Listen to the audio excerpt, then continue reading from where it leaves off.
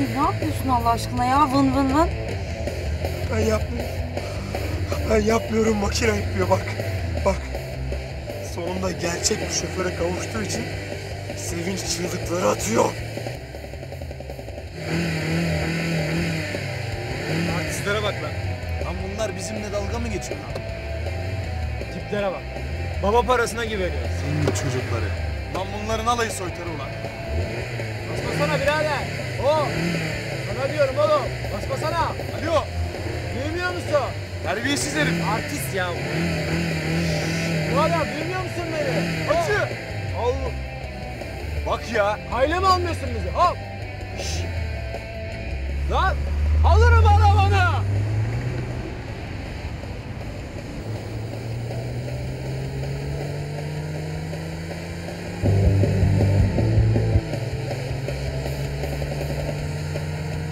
Nezih yavaşla biraz ya, şehir içindeyiz.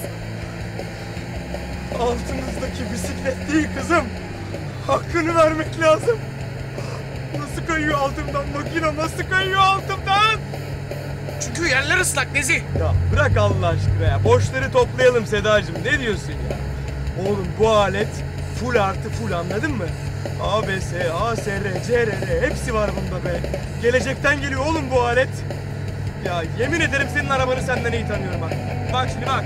Bak şimdi bak. Makasa bak. Makasa bak. Makasa bak. Nezih! Ya Nezih! Acelemiz mi var ya? Sakin olsana. Az daha çarpıyordun. Öf ya.